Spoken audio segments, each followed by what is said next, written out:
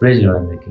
Bible సెలవిస్తా ఉంది హెబ్రీయులకు రాసిన పత్రిక 11వ అధ్యాయము 1వ వచనంలో, విశ్వాసం అనున్నది నిరీక్షింపబడు వాటి యొక్క నిజ స్వరూపమును, అదృశ్యమైనవి యున్నవనుటకు రుజువైనది అని చెప్తా ఉంది. అంటే మనము దేని గురించి అయినా విశ్వాసంలో ఆ దేవుని దగ్గరికి వెళ్ళి అడిగినప్పుడు అది ఇంకా కార్యం జరగకముందే మనము మన విశ్వాసాన్ని మాత్రమే రుజువుగా అక్కడ పరిగణించాలి. ఎందుకంటే ఉదాహరణకి ఆ మొదటి రాజుల గ్రంథము 9వ అధ్యాయంలో ఏలియా ప్రవక్త గురించి చూస్తూ ఉన్నాము. ఆ ఏలియా ప్రవక్త వర్షం గురించి ప్రార్థన చేస్తున్న సమయంలో ఇంకా 3 సంవత్సరాల నుంచి అప్పటికి వర్షం పడదు. కానీ ఏలియా ప్రవక్త ఇంకా ఎటువంటి సూచన చూడకముందే, ఎటువంటి కార్యం చూడకముందే నాకు ఆ వర్షం వస్తున్న శబ్దం వస్తుంది అని మాట్లాడుతూ ఉన్నాడు 41వ వచనంలో.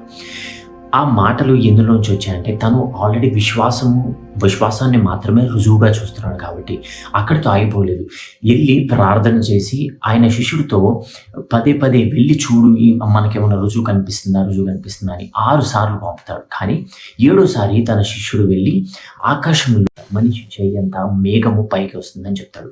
అప్పుడు అది వచ్చి చెప్పగానే ఏలియా ప్రవక్త వెంటనే ప్రార్థన మానేసి లేచి బిగ్గరగా వర్షం రాబోతుంది అని ప్రకటిస్తాడు.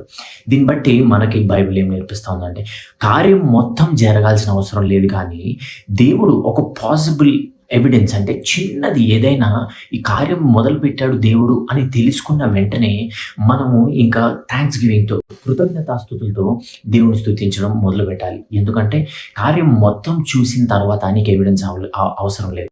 కాబట్టి మనము కార్యం ఇంకా చూడకముందే దేవునికి కృతజ్ఞతలు చెల్లించడం నేర్చుకుందాం. ఆమేన్. ఈ వాక్యాన్ని ధ్యానించండి. దేవుడు మీతో మాట్లాడును గాక.